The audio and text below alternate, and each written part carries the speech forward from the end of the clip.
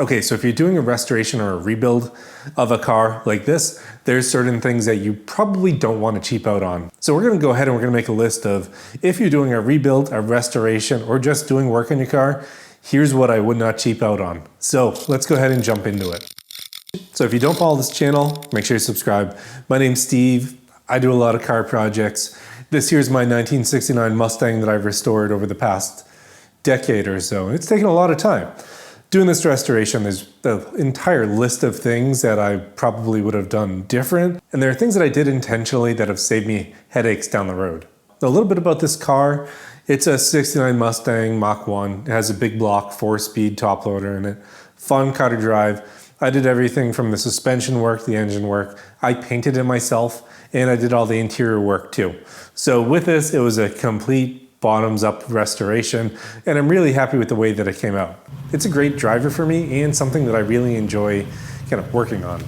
Now for this list of things I would not cheap out on during a restoration, I've really bucketed them into 4 distinct categories. And we're gonna go through them one by one, and let me know if there's anything that I missed in this list, and let me know down in the comments. So let's go ahead and let's jump right into it. Okay, for the first items on the list and the first category, it's gonna be the safety first, not the safety third category. So if you're gonna be investing some money into your car, safety is incredibly important. And these are things that you should spend some money on so that you don't get caught, your car doesn't burn down, or you have any issues. Top of my list on safety is fuel lines and fuel fittings.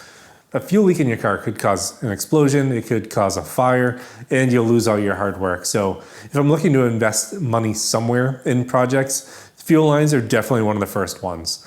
Next is the braking system. Now on cars, having good brakes is incredibly important. In my mind, if you're doing a restoration, all the brake lines and all the brake components should be replaced. On this, I'm actually running OEM brake calipers. I'm running OEM drums in the back.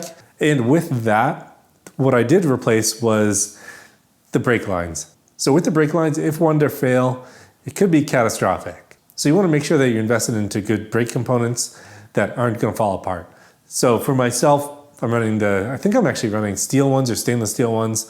And the whole reasoning behind it was, one, if they were to spring a leak or fail catastrophically, you could potentially lose brakes. On this, you do have rear brakes, front brakes separated, but on older cars, if there's just one cylinder in for that master cylinder, you have the chance of losing all your brakes. So spending some time going through the brakes, making sure everything is correct, and you're investing money there is important. Now the last item on the safety list is tires. Don't cheap out on tires. If you do get a blowout, you could crash your car and you're gonna lose your car. So with that, safety is number one. Make sure your car stays on the road, you're not crashing, and you give yourself the best shot at getting from point A to point B. So the next section on this list is the do it once projects. These projects are so labor intensive that after you do it once, you're not going to want to do it again.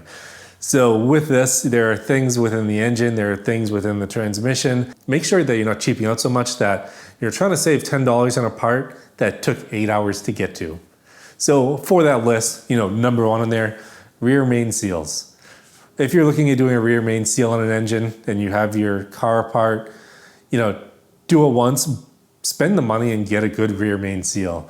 Don't buy the cheap one that came in the full engine gasket kit. If you got a cheap full engine gasket kit, spend the money and get one that's actually high quality and one that, you think is going to last, because if your engine does start leaking oil, that's not something you want to spend a lot of time doing again, just because of how much work it is. Next is heater cores. You can buy heater cores that are really cheap all the way up to really expensive.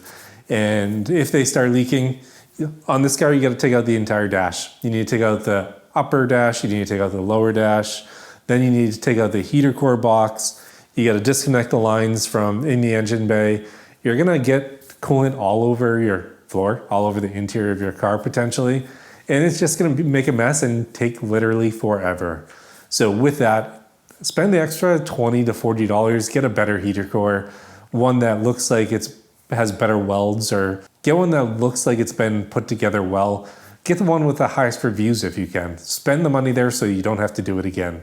And the next item within this list is suspension parts, bushings. I don't really like doing suspension work that much, but when you do it, you need to get good parts for it because they will go bad pretty quick.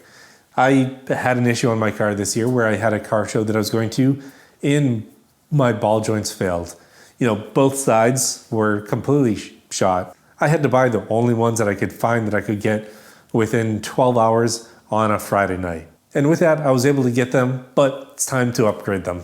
Now, the reason why I'm running these cheap ball joints is because, when I had it failed and noticed it failed and it wasn't driving correctly, I had a show the next day that I spent a lot of money that I needed to get to go to. It could have been because I put the coilovers on it and it put a lot more stress on the ball joints. I'm still running them now, but I'm planning on swapping them out this winter for much higher end ones because with them, especially here in the New England roads, they will get destroyed and they will not last that long. So with that, don't cheap out on your suspension parts and do it right the first time.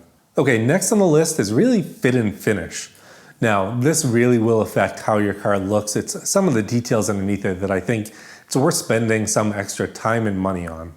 Now, the first is going to be weather stripping and rubber seals. Investing in good weather stripping and rubber seals is incredibly important because one, it can be hard to install. The rear window on this is actually one giant gasket that goes around the outside of the window and you get to use a string to put it on. But it's just so much work to put on. If you did get a cheap one and it leaked, you would be so upset at yourself for not spending the money for a good one. And then last, a lot of creaking can happen from rubber seals. So making sure that you're investing into good rubber seals is important. Next is if you're going to be doing a lot of body work in the car, get the right materials to do the body work. So the right sanding blocks is important. Don't cheap out on the sandpaper. And if you do paint it, make sure you get the right paint and the right clear coat. I actually got a Status spray gun for this. I'm not a professional, but getting a decent quality spray gun and spraying the right paint made it a lot easier than if I was using a really cheap gun and the wrong paint or the wrong clear coat. It saves you a lot of work in the end, so making sure that you have the right gun, the right tips, the right tape for the car, the right sandpaper, the right hardware. So spend the money.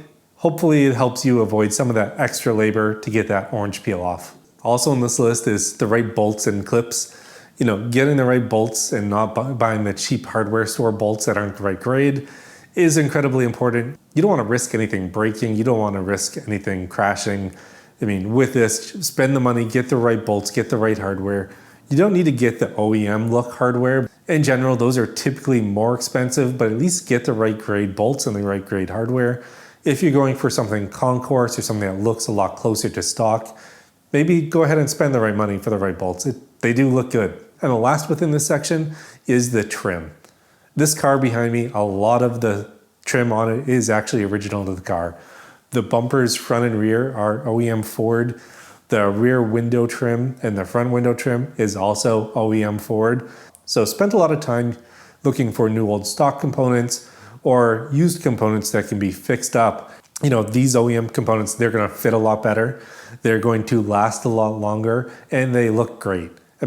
This car is 50 plus years old and just look at how well this trim has lasted all those years. So make sure you spend the right amount of time finding the trim that you need for your car. Okay, so you made it to the last section, and for this section, we're going to talk about electrical components. There has been an inrush of cheap electrical components and electric parts in the market now that are just junk. When we start looking at doing restorations and you're working with some of these parts, or even buying parts for your F-150 out there, there's a lot of knockoff parts that one, they try to make look like Ford, and then two, there's a lot of parts out there that just aren't high quality. So for that, looking at doing a restoration, buying OEM sensors is probably the way to go if you can afford it or if you can find them. If you can't go OEM, I'd go high-end name sensors. I would not go with the cheap no-name brands that you can find. You're just asking to chase electrical gremlins around. If you buy something cheap and something isn't reading right, you don't know if it's your wiring, you don't know if it's your sensor, you don't know what's going on, maybe it's the gauge.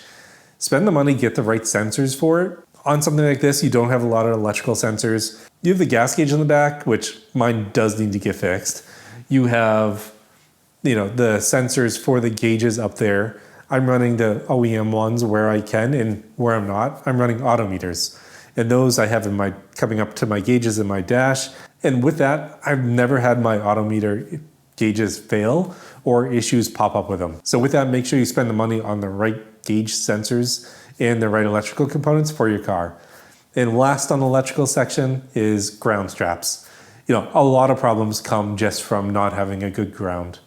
On cars like this, there isn't a ground wire that's going to the taillights. There's a single ground wire that's going from this harness to the chassis, which connects the circuit. So with that, you want to make sure that you have good grounds all over the car to make sure you're getting good connection, and so you're not seeing electrical issues throughout the car.